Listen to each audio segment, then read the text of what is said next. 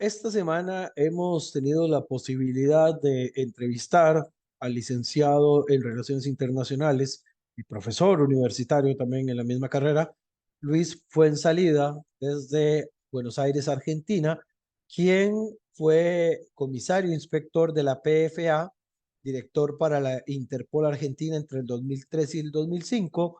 Tiene un posgrado también en geopolítica de Oriente Medio y terrorismo, profesor universitario de Relaciones Internacionales, profesor sobre radicalismo islámico, terrorismo e inteligencia estratégica para oficiales jefes en la Academia Federal Superior de la PFA y miembro de la Academia Argentina de Asuntos Internacionales. Esta semana abordamos la temática relacionada a las posibles repercusiones del ataque que Israel, menos lo que se indicaba días atrás, realizó contra un edificio anexo del consulado iraní de Damasco y que eventualmente esto pueda generar ciertas repercusiones. Entonces, en los próximos minutos vamos a escuchar al profesor Fuenzalida y vamos a oír su perspectiva sobre la situación en la región. También abordamos otros temas anexos, incluyendo, por supuesto, como no podía faltar,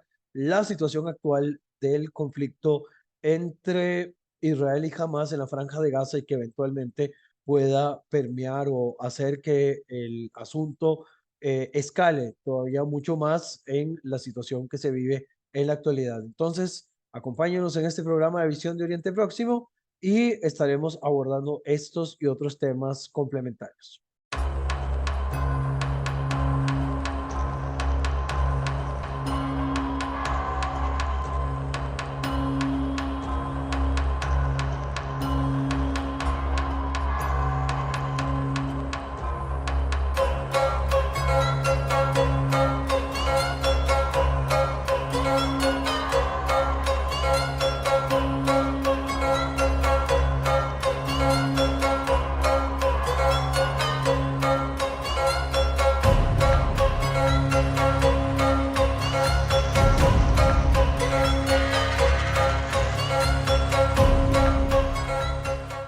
Bueno, y como les mencionaba antes de la pausa el día de hoy, pues tenemos la presencia del licenciado Luis Fuenzalida. Yo le digo el profesor Fuenzalida, nunca fue mi profesor formalmente por cuestiones de distancia, pero en cada una de sus intervenciones y cada vez que lo he escuchado en programas de radio y en columnas en diferentes medios, aprendo muchísimo. Así que para mí es el profe Fuenzalida y de esa manera me gusta también tratarlo, ya varios años de escucharlo en Radio High de la República Argentina y en otros medios donde lo he visto participar. Profesor, en primer lugar, muchas gracias por atendernos en este espacio de podcast. No, el agradecido soy yo y más que nada por todo lo que has dicho sobre mí. Y en realidad sí soy profesor, porque soy profesor universitario también, así que no está mal el título de profesor. Bueno, y además somos colegas porque el profesor es internacionalista, al igual que yo, ¿verdad? Y evidentemente también es toda una fuente de conocimientos en temas de seguridad y demás, y por eso lo hemos citado. Profesor, para iniciar en esta entrevista, días atrás hubo un ataque de Israel contra un edificio anexo al consulado iraní en Damasco y esto encendió todas las alertas de una posible escalada superior a lo que se ha vivido en la actualidad en el Medio Oriente en general. Recordemos que para los oyentes, que el Medio Oriente no está concentrado solo entre israelíes y palestinos, sino que es algo mucho más complejo, pero en esta idea de un Medio Oriente tan volátil, esta acción que se señala a Israel, todavía no se ha confirmado al 100%, pero se señala a Israel como responsable, enciende todas las alertas. ¿Cómo analiza en primer lugar esta situación del ataque contra este edificio al lado del consulado iraní? Pues bien, en principio, como tú bien has dicho, todavía Israel no ha reconocido la autoría del ataque. Eh, Esto abre, obviamente, una posibilidad a tres escenarios diferentes. Es decir, cómo se podría reaccionar por parte, en este caso, de la República Islámica de Irán ante la autoría, entre comillas, de Israel del ataque que ha tenido como consecuencia las pérdidas de importantes jerarquías militares, especialmente de la Guardia Revolucionaria, que estaban presentes en ese edificio al momento del impacto. A mi humilde entender, hay tres alternativas posibles. La primera es una acción terrestre y aérea por parte de Irán. La segunda es la continuación del hostigamiento a Israel a través de los proxies de Irán, que a saber tenemos a Hezbollah en el Líbano, tenemos obviamente a Hamas y Yihad Islámica, tanto en lo que es la franja de Gaza, pero también en algunas células que se encuentran en Cisjordania. Y el cuarto actor proxy de Irán, que son los hutíes en el Yemen. Y la tercera alternativa es la de llevar a cabo atentados a nivel global contra objetivos o blancos israelíes puntualmente, pero sin descartar tampoco blancos u objetivos de los Estados Unidos. De las tres alternativas, yo la primera la descarto debido a que yo creo que Irán no va a llevar a cabo un ataque directo sobre Israel por los siguientes motivos.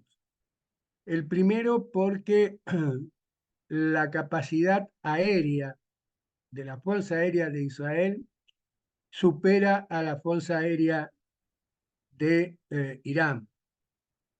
Segundo, que llevar a cabo un ataque directo terrestre involucraría, obviamente, a fuerzas iraníes que atacarían el territorio israelí desde Siria, con lo cual esto provocaría un conflicto regional que en este momento Irán no está dispuesto a pagar. ¿Y por qué no está dispuesto a pagar? Y acá está la segunda alternativa que yo veo que baraja Teherán, que Teherán no va a tomar ninguna medida directa sobre Israel hasta tanto no cuente con la capacidad nuclear militar necesaria para enfrentarse al Estado judío. Por lo cual, de las posibilidades enumeradas, las tres que yo te enumeré al principio, nos quedarían dos. La segunda, obviamente, es la que se está produciendo en acto.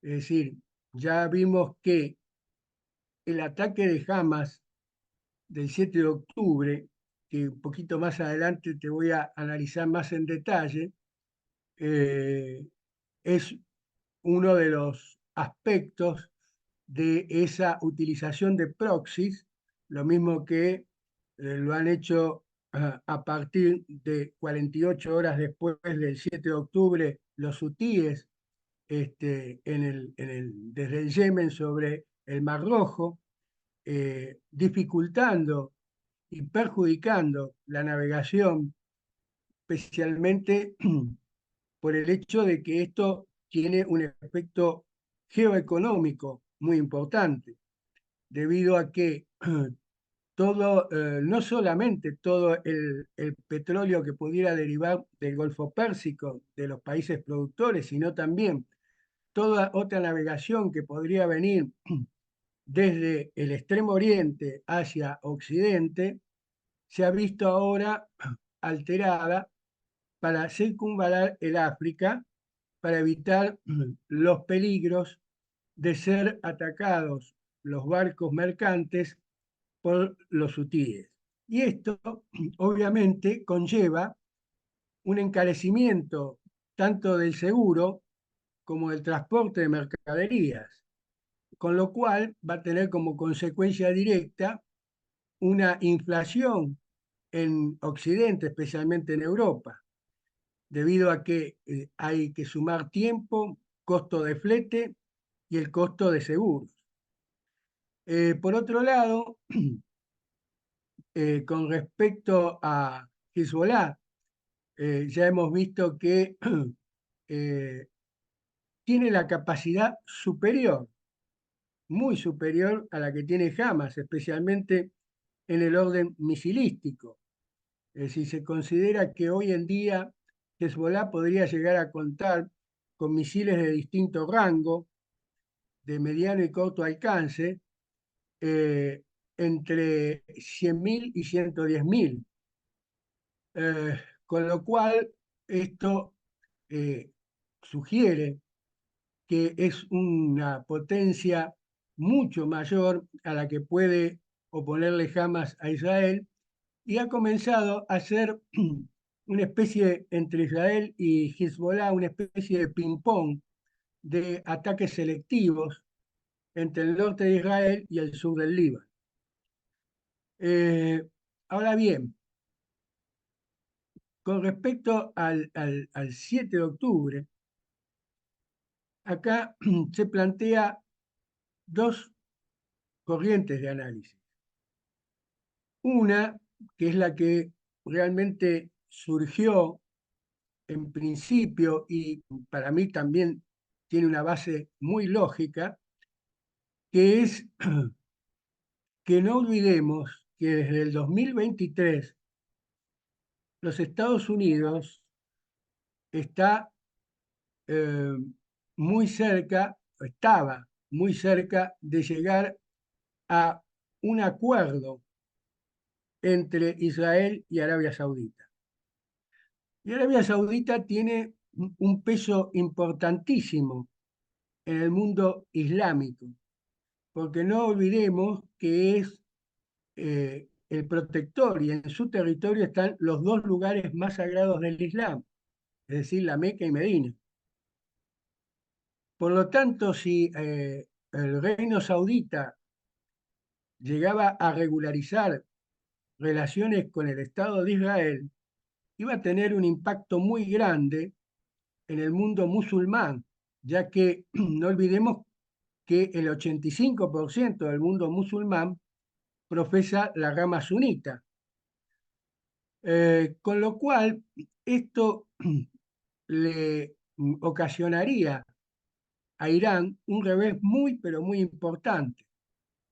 Eh, Porque, entre otras cosas, siendo el reino de Arabia Saudita quien restableciera o reconociera por primera vez al Estado judío, llevaría prácticamente como un efecto de empujón a los demás estados musulmanes sunitas a tratar de llegar a un acuerdo y a un reconocimiento del Estado de Israel.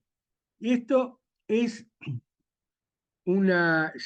se podría enmarcar dentro de lo que Israel ha venido implementando, que es lo que se llama la diplomacia estratégica de concesión o de acercamiento, que tiene como punto de partida y referente los acuerdos de Abraham. Con lo cual, entonces tendríamos que ver el mapa geopolítico, no solo de Oriente Medio, sino también del Magreb, de la parte del sudeste asiático. No olvidemos que Indonesia es el país con mayor población musulmana en el mundo, y musulmana suní, no chiita.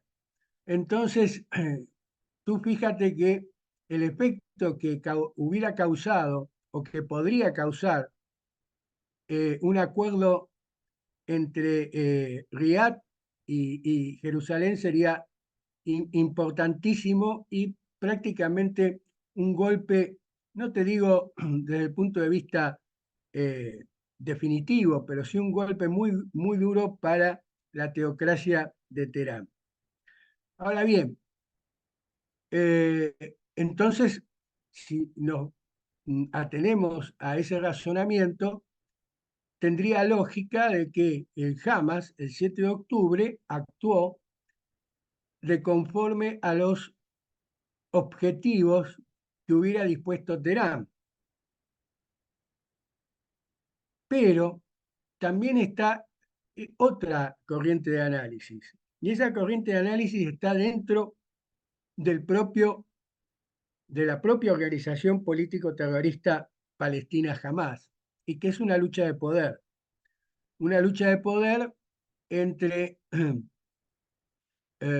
Yahya Sinwar, que es el jefe de Hamas en Gaza, y los líderes políticos más tradicionales, como Khaled Meshan y como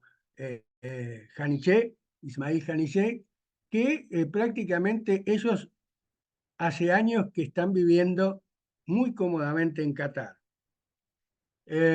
Cualquiera de las dos maneras, es decir, sea porque jamás llevó a cabo el ataque del 7 de octubre con el beneplácito de Teherán o no, o sea que el ataque, si bien podría haber estado planificado, se llevó a cabo o se efectivizó en el marco de esa lucha de poder interno dentro de Hamas, lo que ha demostrado es que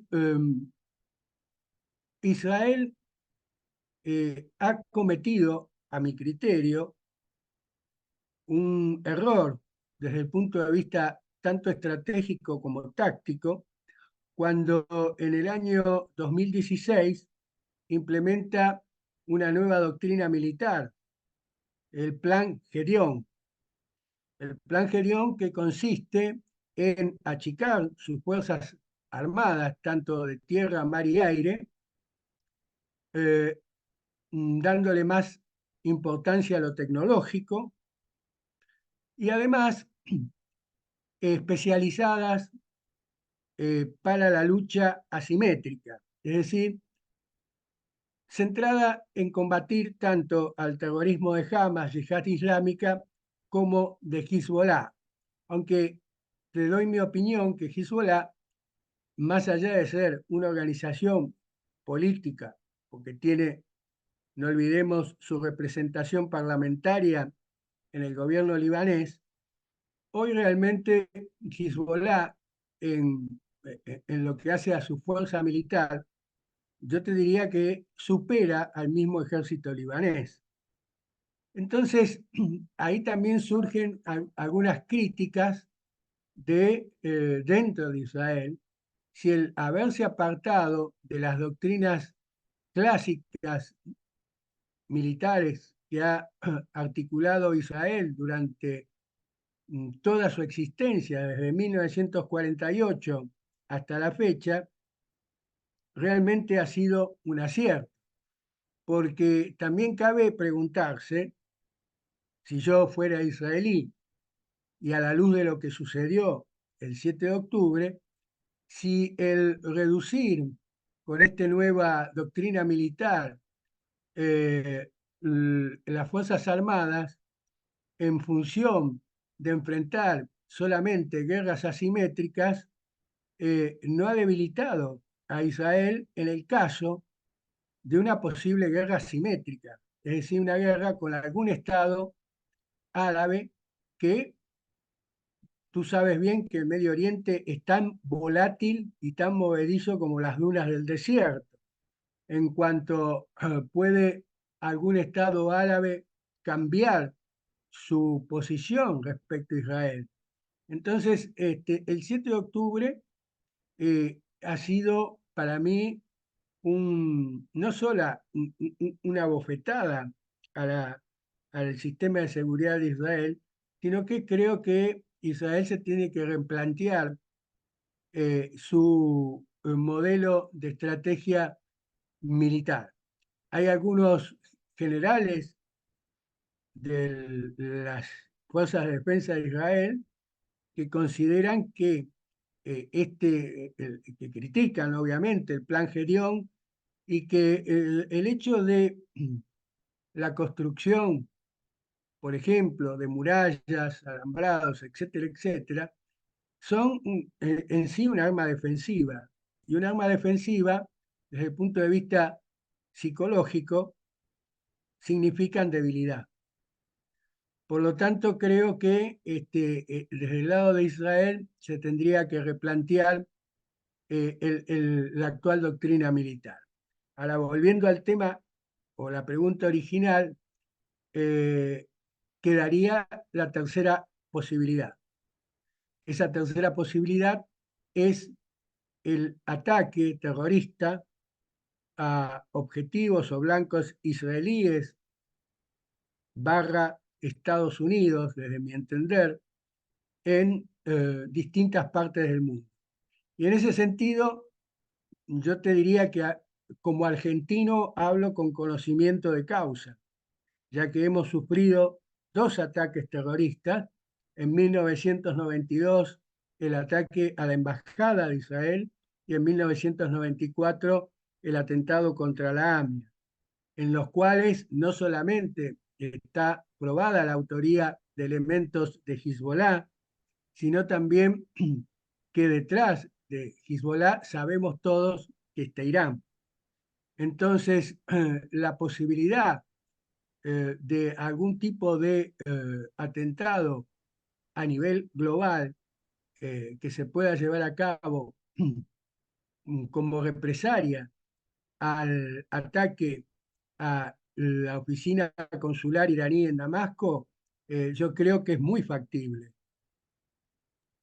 En este punto, bueno, me quedan dos consultas, dos ideas. La primera es que recuerdo que cuando Estados Unidos dio de baja a Qasem Soleimani, lo asesinó en un convoy que venía saliendo de Irak, Irán también amenazó con una represalia, después hubo un ataque, creo que fue contra una refinería o algo así, y dijeron que ese era eh, el ataque iraní en represalia por el asesinato de Qasem Soleimani, que me pareció de muy baja, de muy bajo octanaje, digamos, comparando el nivel de importancia que tenía en aquel momento Qasem Soleimani como la mano derecha incluso del Ayatollah. En este caso también se da de baja a seis figuras prominentes de las fuerzas Quds, ¿verdad? Que son como el brazo armado exterior de la República Islámica, la Guardia Revolucionaria de Irán. Menciona, digamos, en ese tercer panorama la posibilidad de un ataque contra objetivos israelíes en el mundo, barra objetivos estadounidenses en el mundo, pero no sé si también hacemos barra, ya que acaba de mencionarlo, comunidades judías en el mundo, porque eso es una de las grandes preocupaciones que también se pueden estar planteando que puedan ocurrir. No sé hasta qué punto también, eh, en primer lugar, que el asesinato de Qasem Soleimani no se ha quedado, digamos, completamente saldado desde la perspectiva iraní, y la otra es también hasta qué punto, en vez de existir un ataque directamente contra un objetivo israelí o estadounidense, tengamos un objetivo abiertamente judío o incluso, no sé, algo similar que pueda también pesar. Cómo lo analizan esa perspectiva? Mira, cuando uno, o por lo menos cuando yo me refería a objetivos israelíes, quizás cometí la falta de decir también objetivos de la colectividad, de la diáspora judía alrededor del mundo, que también es posible y probable. Lo que sucede es que, a mi entender, y como muy bien vos lo señalaste, el objetivo, es decir, el supuesta mm, la supuesta respuesta de Teherán ante el asesinato de Qasem Soleimani era poco, digamos, poco proporcional a la importancia y a la figura de Soleimani en el régimen iraní. Por lo tanto, yo creo que si tenemos que tener en cuenta la posibilidad y la probabilidad de un ataque terrorista a objetivos israelíes barra diáspora judía a nivel mundial, tendría una mayor repercusión, una mayor importancia, un ataque terrorista a una sede diplomática israelí que a un, por ejemplo, como nos sucedió a nosotros, a una asociación mutual israelita. Es decir, no descarto la posibilidad de objetivos de la diáspora judía, pero creo que en cuanto a si nos llevamos por una proporcionalidad, tendría mucho más efecto un atentado que podría llevarse a cabo sobre un objetivo diplomático israelí más que sobre una sede comunitaria o institucional de la colectividad judía de algún país. Eh, y en este punto, digamos que respuesta, digamos, podríamos esperar también que se presente desde Siria, por ejemplo, que es quien recibe el ataque, o si acá directamente, sencillamente van a echar mano de los proxies iraníes para la respuesta y no va a pasar más allá, digamos, de lo que ha ocurrido en los últimos años, donde Israel golpea objetivos en Alepo o en algunas otras zonas sirias donde se concentran miembros de la Guardia Revolucionaria, o también posiblemente tengamos una movilización de miembros del Hezbollah o del Hezbollah iraquí también, que por cierto no lo hemos mencionado, que puedan eventualmente también apostarse en la zona siria. Ya se habló del caso del Yemen, pero Yemen todavía por distancia no es como mucha eh, el riesgo que puede, digamos, significar. Pero en este caso, ¿qué podríamos esperar del caso sirio en este punto? Obviamente la situación en el Líbano, que estamos viendo un repliegue de tropas israelíes de Gaza y que esto podría más bien ser como la calma antes de la tormenta, ya sea que se venga ya con todo la operación en Rafah o que se dé un ataque, un ataque preventivo en las zonas del Líbano, y eventualmente también qué podríamos esperar de la situación en Cisjordania. Yo sé que estoy haciendo una mezcla de muchas cosas, pero viendo, digamos, todo el accionar que tiene Irán en esta zona, ¿cómo podríamos ver esos diferentes focos gradualmente, digamos, explicados quizás? Pues bien, con respecto a un, una acción de Siria como Estado, no lo veo ni posible ni probable, porque Siria, no nos olvidemos que eh, tiene todavía dentro de su territorio algunos sitios críticos o en conflicto, ya sea por eh, el hecho de las actividades en el norte de los kurdos, o sea de las células que han quedado aisladas pero activas del Daesh también en Siria. Por lo tanto, yo creo que el régimen de Bashar al-Assad no va a llevar a cabo un ataque a Israel como eh, Siria Estado. Yo creo que sí Siria va a ser un lugar aprovechado por Irán, porque, a ver, acá tenemos que, si me permites, ir un poquitito, no muy atrás, pero para entender y donde engloba un poco todas las preguntas que me hiciste. Eh, el régimen iraní, que como todos sabemos se consolida en 1979 con la revolución islámica y Khomeini, que llega al poder, a partir de entonces, más allá de la rivalidad confesional y geopolítica con el reino de Arabia Saudita, y también en su momento, no nos olvidemos que en la década del 80 tenemos la guerra Irak-Irán, eh, donde recordemos que Irak estaba gobernada por Saddam Hussein, que era oriundo de la localidad de Al-Takrit, que es la zona sunita. Es decir, Irak mayoritariamente eh, no es sunita. Es decir, si tuviéramos que dividir a Irak, tendríamos un norte que es kurdo, una franja central muy delgada que es sunita y toda la parte sur que es chiita. Entonces, la visión de Irán siempre fue el consolidar la medialuna chiita. ¿Qué es la medialuna chiita? Bueno, la medialuna chiita es una región que va desde el propio Irán hasta el mar Mediterráneo, el cual tiene que ser una región controlada por el Islam chiita, sea a nivel gubernamental o sea a nivel de sus proxies. En este sentido, en el 2003 Estados Unidos, con la invasión de Irak, cometió un error, yo te diría, catastrófico. Es decir, depuso a un dictador, que era Saddam Hussein, pero creó un vacío de poder. Y en un vacío de poder donde los más beneficiados fueron los políticos pro-iraníes.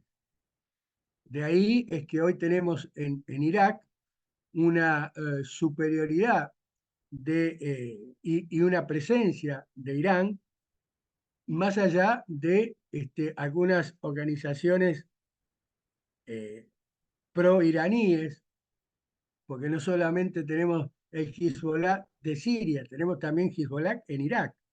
Con lo cual, ese vacío de poder que produjo Estados Unidos, el más beneficiado en esto fue Irán en función de su visión geopolítica, porque ya con un Irak prácticamente controlado desde Teherán y a su vez la guerra civil en Siria, donde el gobierno de Bashar al-Assad, que no olvidemos que el clan al-Assad es un clan alawita, es decir, una rama del chiismo, donde al revés de Irak, Siria tiene una mayoría suní, pero los principales puestos desde el padre de Bashar al-Assad, de Jafet al-Assad, son chiitas. Y Irán tuvo un papel preponderante en la guerra civil siria para defender y mantener el régimen de Bashar al-Assad. Obviamente también no podemos olvidar que en esta guerra civil la aparición de ese protoestado, como digo yo, que fue el Daesh o ISIS, y que también, vos fijate bien, indirectamente, tanto la coalición liderada por los Estados Unidos como la coalición liderada por Rusia, e incluso también la acción de Turquía, eh, beneficiaron a Irán, porque lo que se produjo con lo que yo llamo el efecto mercurio.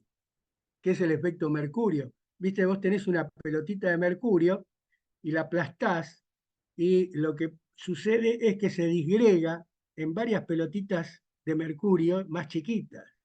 Y eso fue lo que sucedió con el Estado Islámico. Por eso ahora, cuando algunos se sorprenden por el ataque sucedido en Rusia por el ISIS-K, en realidad lo que ha sucedido es que el Daesh se atomizó y en algunos lugares se ha vuelto a aglutinar, como esas pelotitas de mercurio que primero vos aplastás una más grande, se disgregan y después si juntás las chiquititas se vuelven a aglutinar y es lo que pasa en la región denominada Khorasan, de ahí de ISIS-K. Entonces, eso también ayudó a que el gobierno de Bashar al-Assad pudiera mantenerse como se mantiene hasta el día de hoy. Y por lo tanto es un aliado geopolítico de Irán, con lo cual entonces ya vamos sumando en esa media luna, tenemos a Irak, tenemos a Siria y obviamente tenemos en el Líbano a Hezbollah. Con lo cual, prácticamente yo te diría que la medialuna chiita que se ha propuesto desde el punto de vista geopolítico Irán está concretada, porque llega hasta el Mediterráneo. Eh, Incluso tengamos en cuenta que eh, hoy un aliado de Irán es la Rusia de Putin. Y hoy la Rusia de Putin tiene algo que, si recordarás, cuando uno estudia historia, una de las grandes debilidades de lo que era el imperio ruso en su momento y luego la Unión Soviética era la salida a las aguas cálidas del Mediterráneo de una flota de guerra. Hoy Rusia tiene una flota de guerra permanente en el Mediterráneo Oriental debido a la base naval que le ha otorgado el gobierno de Bashar al-Assad a Rusia en Tartuf, Latakia. Por lo tanto, si sumamos que Rusia es aliado de Irán, no hay que hilar muy fino, la mayoría de los drones que hoy está usando Rusia en contra de Ucrania son de fabricación iraní. Con lo cual, te podría decir que esa medialuna chiita ya está concretada.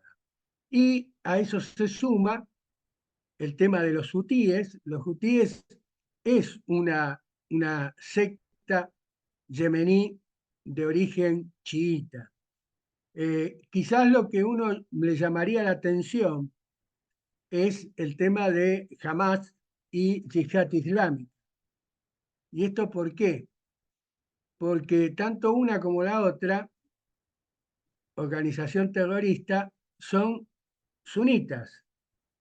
Sin embargo, acá lo que prima es que tienen un enemigo en común, que es Israel. Si vos eh, mm, mm, desde Khomeini hasta Jamenei, eh, siempre ha sido el mismo discurso, la destrucción, ni siquiera dicen de Israel, porque no nombran Israel, sino la destrucción de la unidad sionista. Y por el otro lado, si ves la constitución de Hamas, si mal no recuerdo, creo que en su artículo séptimo habla de la destrucción del Estado de Israel. Es decir, que ambos, si bien tienen diferencias confesionales, tienen desde el punto de vista geopolítico un enemigo común. De allí que Hamas y la yihad islámica se hayan convertido también en brazos de Irán. No nos olvidemos que Hamas, la mayoría del armamento y de la instrucción de sus milicianos está subvencionada por Irán, está montada por Irán. No tanto, yo te diría, el mantenimiento de su estructura financiera. La estructura financiera de Hamas, alguien que es para mí el principal responsable, es el Emirato de Qatar, el cual Qatar te juega siempre a dos puntas y donde Estados Unidos tiene un gran compromiso con Qatar, porque no nos olvidemos que la principal y más grande base militar en Oriente Medio de los Estados Unidos está en Qatar. Por lo tanto, se dificulta mucho llevar a cabo por Estados Unidos alguna política de presión sobre el Emirato Catarí. Además, el Emirato Catarí, ya que hablo del Emirato Catarí, y que es, como yo digo, el resort del mal, porque ahí están tanto Meyal como Canillé, como otros dirigentes de Hamas, hace años residiendo, también Qatar es responsable de la ola que a partir de octubre del año pasado ha crecido de antisemitismo a nivel mundial, y en especial en por lo menos 8 universidades de los Estados Unidos, las cuales reciben grandes ayudas financieras del Emirato de Qatar. Eh, Ahí se suman otras cosas que sería para charlar mucho más, que es tratar de entender cómo Estados Unidos, que es desde siempre un aliado incondicional de Israel, puede haber manifestaciones y expresiones antisemitas, entre comillas, antisionistas o anti-israelíes, como le dicen ahora. ¿Cómo se puede dar eso? Bueno, es una suma de factores que, simplificándote en una oración, tiene que ver primero con la visión del núcleo más duro de izquierda del Partido Demócrata, que tiene sus raíces en los catedráticos que emigraron de la Escuela de Frankfurt a Estados Unidos, sumado al financiamiento catarí. Entonces, eso lo que propicia es que en las universidades de Estados Unidos se lleven a cabo campañas las cuales tienen como objetivo condenar cualquier acto que lleve a cabo Israel y considerar a Israel como el agresor per se. Ahora bien, déjame rebobinar. Eh, Tenemos la medialuna chiita, entonces por lo tanto podemos entender cómo Israel está rodeada, cómo esto posibilita a Teherán que actúe en contra de Israel, no directamente ni tampoco a partir de un Estado-nación, que en este caso particular estamos hablando de Siria, pero tampoco más allá de que, como yo digo, hoy no sé si cabe correctamente en decir que el Líbano es un Estado fallido, yo diría que es un Estado controlado. ¿Por qué? Porque el controlar a Dura Hezbollah, que desde el 2008, si mal no recuerdo, adquirió la capacidad de veto dentro del Parlamento libanés.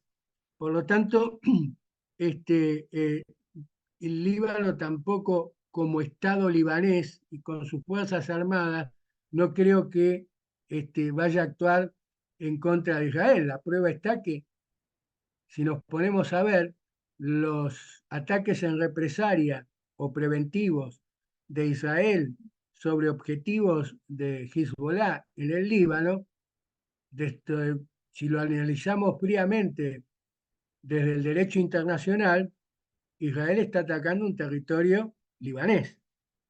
Sin embargo, Beirut, más allá de cualquier queja diplomática, no creo que pase de eso. Vamos a ver, ahora estamos, bueno, tengo dos preguntas más, tal vez yo como para ir aterrizando, porque hay muchas cosas de las que podríamos hablar. Creo que Qatar merece un programa propio porque hay muchas cosas que hablar sobre Qatar y que creo que se abordan muy poco, por cierto, los análisis sobre Qatar y su rol en el sistema internacional actual. Pero hay dos dudas que me nacen. En primer lugar, el rol de las potencias en esta posibilidad de una escalada entre Israel e Irán hoy, bueno, hoy cuando se está grabando este programa, que es el 11 de abril, jueves 11 de abril, pero obviamente sale posteriormente, salió una nota en la cual tanto Alemania como Rusia pidieron a ambos países, a Israel y a Alemania, contenerse y no llevar una escalada más allá. Eh, entonces, ¿hasta qué punto, digamos, las potencias eh, están sirviendo de resguardo, de pivote, de evitar una escalada que se salga un poco de lo que está ocurriendo actualmente, no solo en el tema de Gaza, sino también en el tema de ya un conflicto instaurado, que es el conflicto de Ucrania con más de 2 años, hasta qué punto podemos ver el papel de acá de las potencias. Y por el otro lado, ya volviéndonos otra vez a la zona, ¿cómo vislumbra digamos, el futuro de aquí en adelante? ¿Qué es lo que podemos esperar?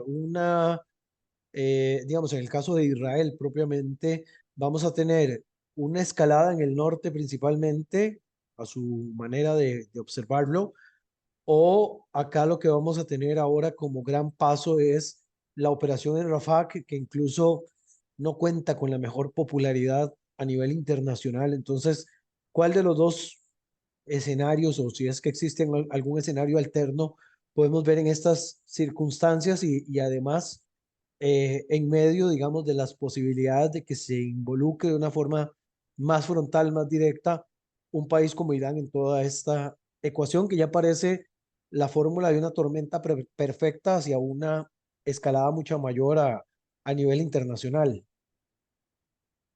Mira, voy a volver al principio. Yo creo que Irán no está hoy dispuesta ni está en condiciones de enfrentar un conflicto directo con Israel. Yo creo que va a seguir utilizando sus proxies contra Israel.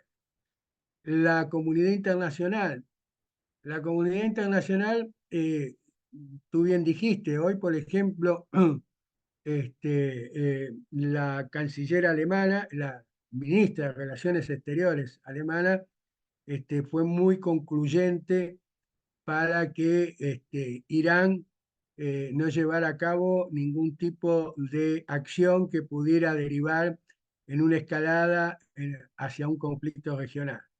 Por otro lado, eh, Rusia, que es aliado de Irán, en este momento para nada le conviene que Irán entre en un conflicto regional, debido a que tiene ya bastante con su conflicto con Ucrania y además que no olvidemos que Irán es el proveedor de material militar a Rusia para su ofensiva contra los ucranianos. Es decir, si Irán entrara en un conflicto directo, obviamente que lo que sufriría la merma de material militar sería Rusia. Por lo tanto, para Rusia tampoco es conveniente que Irán ingrese en un conflicto directo. También hay otro personaje internacional, otro actor internacional que, a mi entender, la segunda potencia del mundo, que es China. Y China tampoco le conviene algún tipo de conflicto regional, eh, fundamentalmente porque no olvidemos que el mayor importador de petróleo de Irán es China, que lo necesita para su desarrollo económico. Además, si bien ya ha habido distintos eh, conflictos o crisis que han dificultado en parte la concreción de la ruta de la seda propuesta por Xi Jinping, eh, Xi Jinping en su óptica no está que Irán pueda encender la mecha de un conflicto regional que perjudicaría la economía china, especialmente en la exportación de bienes y también otro actor que tampoco no tendría ninguna satisfacción por un conflicto regional, el que hoy yo diría que está entre cuarta y quinta potencia mundial, pero con posibilidades muy serias de que en el próximo decenio se convierta en la tercer potencia, que es la Federación India. India tampoco le convendría un conflicto regional, más que nada, no tanto por la exportación, perdón, de bienes, sino la exportación de servicios, especialmente en tecnología. y donde tanto China como India tienen intereses y tienen ya algunos emprendimientos, tanto en Siria como en Israel. Entonces, para China y para India, un conflicto regional no sería lo mejor. Y por supuesto, dejé para el final a los Estados Unidos.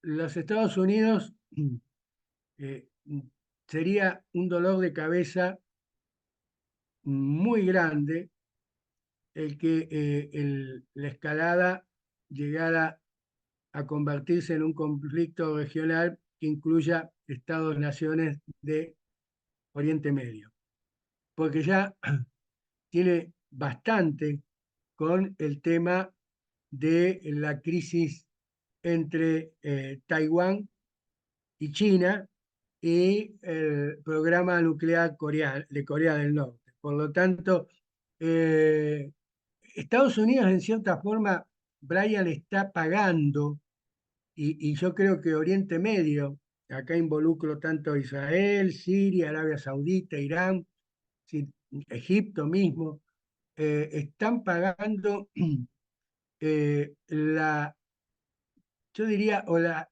demasiada ambición con una miopía estratégica por parte de Washington, cuando después de la guerra de Irak comienza a priorizar en la agenda de Estados Unidos el Extremo Oriente y desvinculándose un poco del Oriente Medio.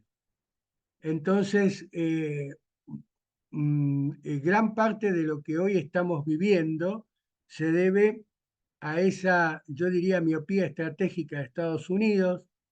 Algunos dicen que Estados Unidos empezó a perder el interés prioritario en Oriente Medio en función de las vías de energía alternativas que sustituyan al petróleo y por lo tanto ya los países productores del Golfo no tendrían la prioridad estratégica que tuvieron años anteriores.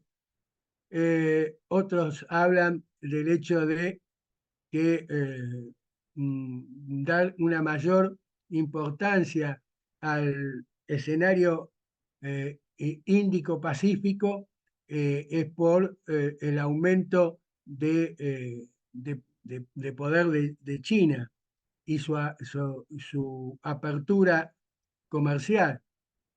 Eh, Cualquiera de las cartas que barajes, yo creo que en definitiva, me olvidaba, por ejemplo, del tema de las mal llamadas primaveras árabes.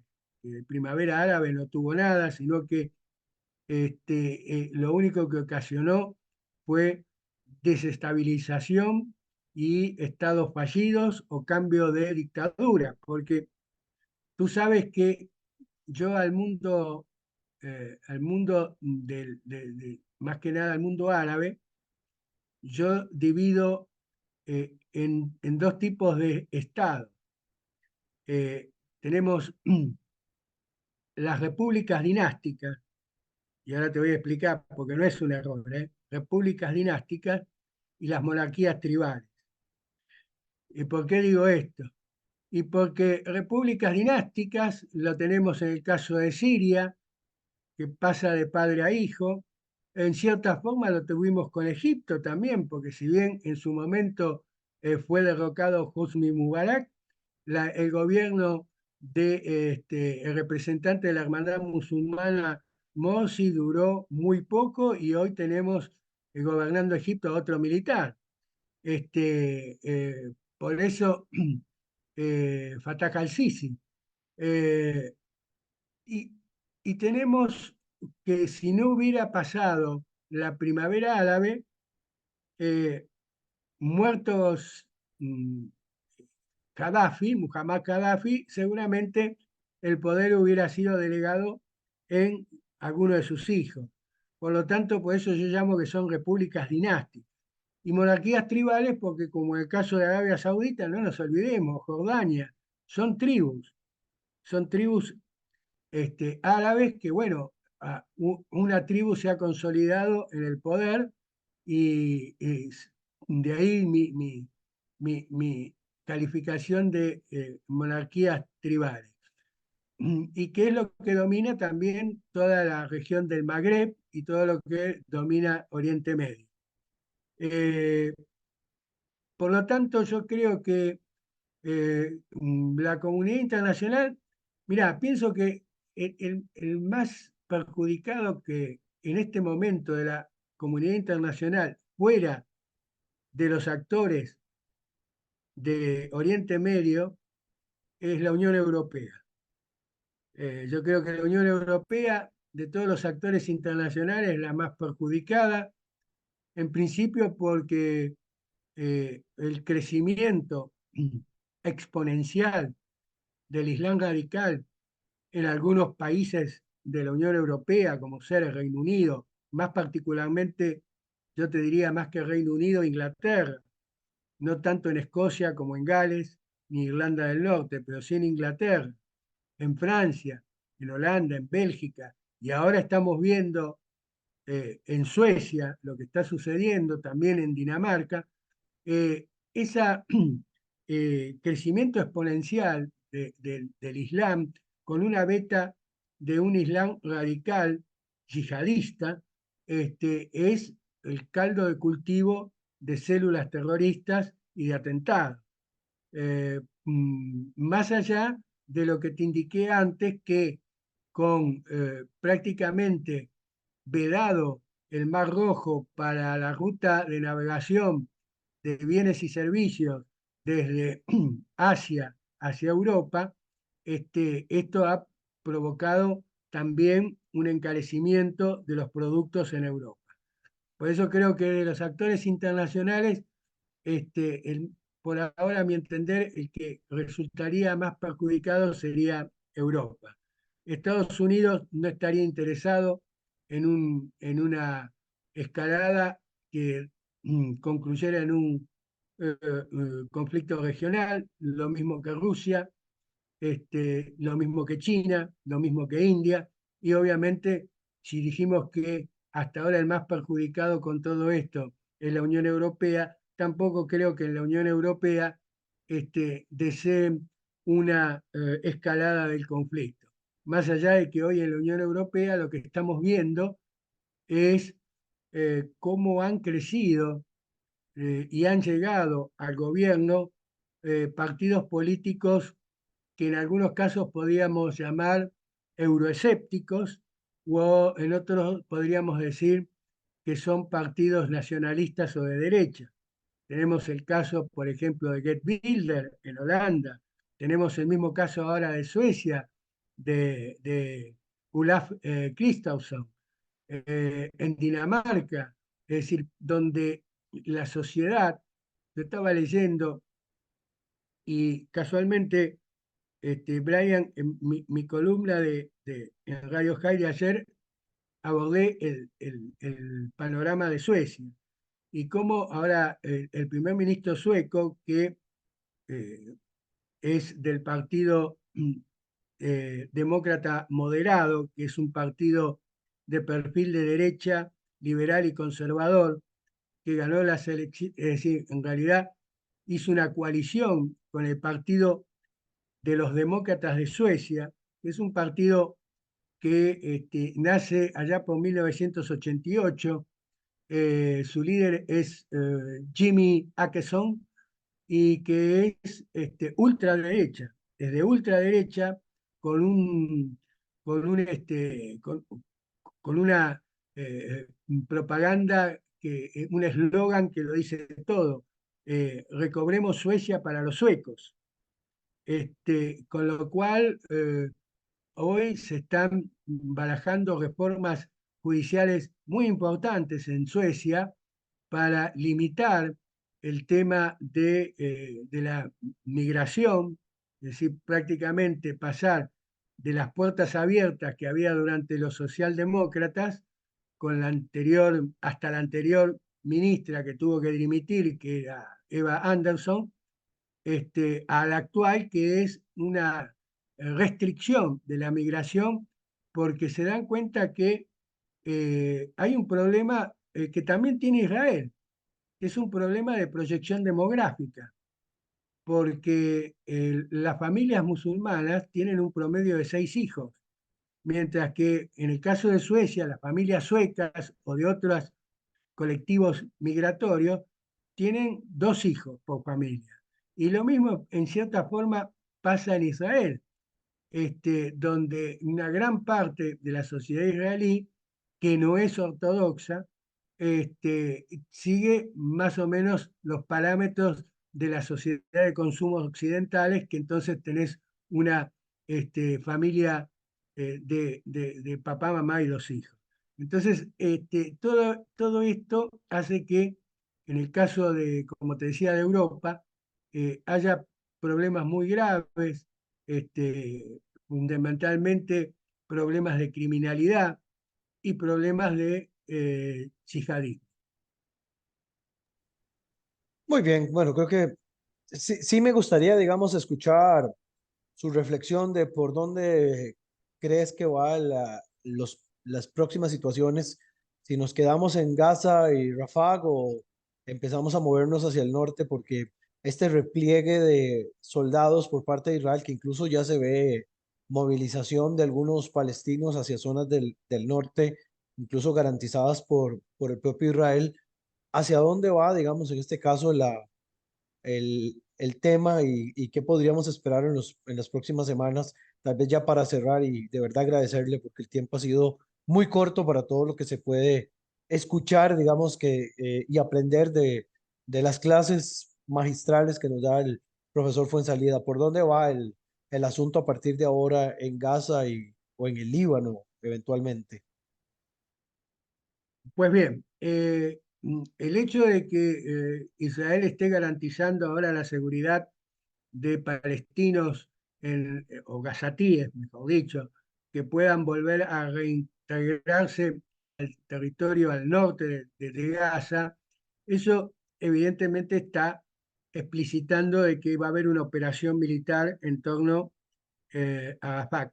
Eso es algo que evidentemente, si no, no tendría sentido el llevar a cabo esa operativa de protección y traslado de gazatíes hacia el norte de Gaza.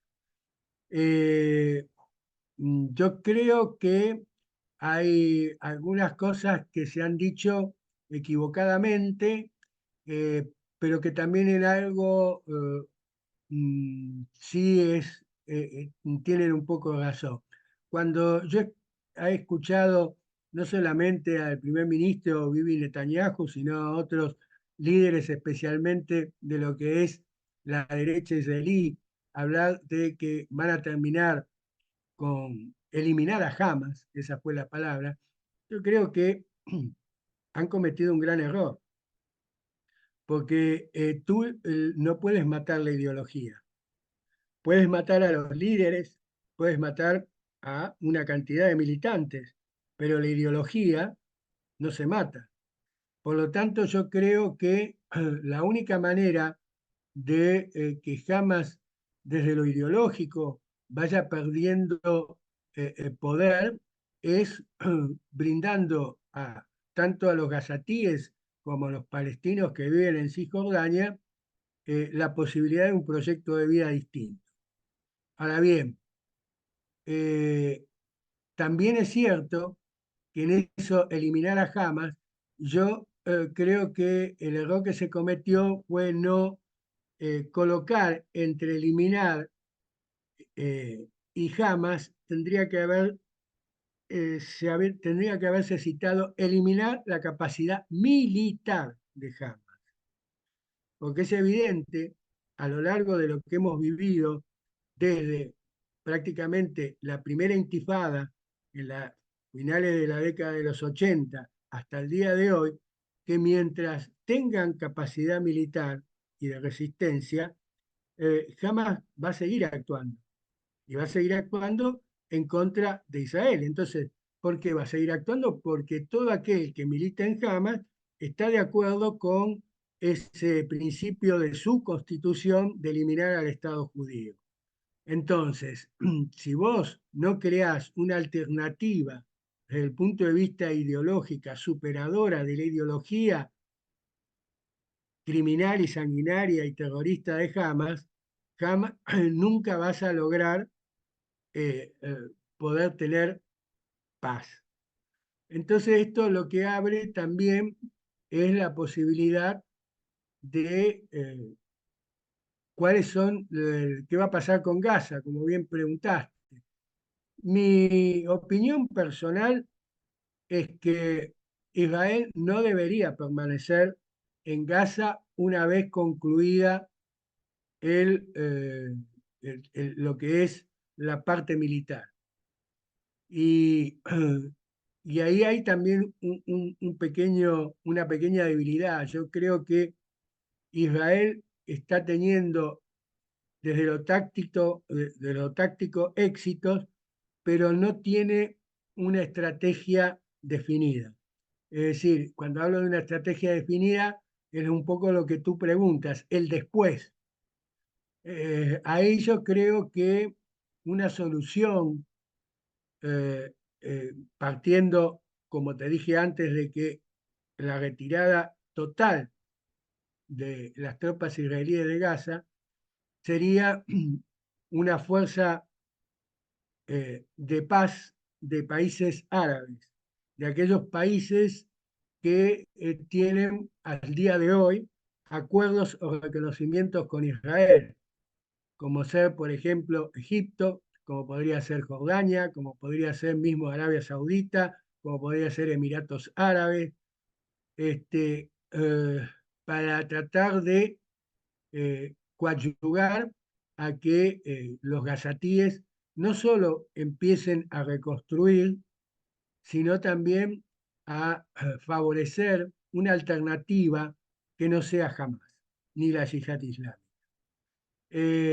La otra es que eh, yo pienso que, por ejemplo, cuando se habló de soluciones para la paz en el conflicto israelí-palestino, se hablaron, por ejemplo, de los dos estados, también se habló de un estado confederado, un solo estado unitario confederado y un estado federal.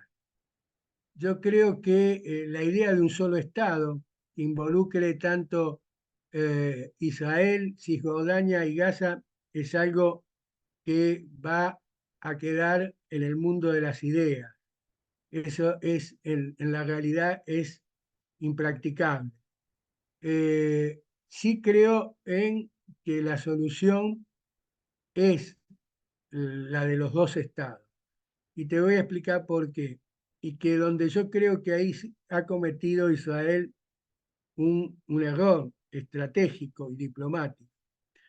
Si le hubiera dado la posibilidad a los palestinos que se conformaran como Estado-nación en lo que son los territorios de Cisjordania y Gaza, hoy cualquier tipo de ataque de ese Estado hacia el Estado de Israel hubiera entrado la respuesta israelí dentro de los términos del artículo 7 de las Naciones Unidas. Es decir, un Estado que ataca a otro y el derecho de defensa del Estado atacado. El hecho de que hoy no haya un Estado palestino, que sea solamente en palabras, en documentos, pero no en la realidad, no solo propicia la existencia de organizaciones terroristas, sino que es un boomerang para el derecho de defensa que ejerce legítimamente el Estado de Israel. Muy bien, bueno, se me queda corto el tiempo, como lo dije hace un rato, y le agradezco mucho por todas las atenciones, profesor. Un gusto de verdad escucharlo. Lo escucho todas las semanas, así sea en diferido. Yo ahora no escucho con tanta frecuencia la radio, pero sí aprovecho para escuchar su columna y sus análisis y siempre son de mucho aprendizaje.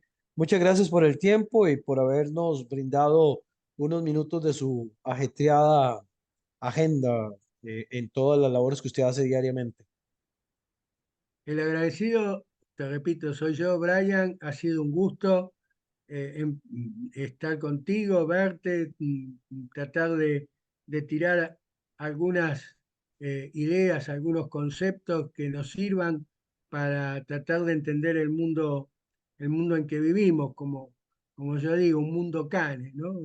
Lamentablemente es así y lamentablemente seguirá así porque en ese sentido, y acá lo digo como colega, es decir, como de licenciado en Relaciones Internacionales, eh, yo sigo la escuela realista. Y en la escuela realista, tú sabes que mientras exista el ser humano es conflictivo y por lo tanto el conflicto siempre va a existir. Lo que tenemos que intentar es, primero, de prevenir el conflicto. Segundo, en caso de estallar, limitarlo. Y tercero, saber gestionar el fin del conflicto. Así es, bueno, y a todos los que nos acompañaron en este programa, agradecerles por su tiempo y si no ocurre nada fuera de lo normal, nos escucharemos con otro tema la próxima semana. Muchas gracias y hasta la próxima semana.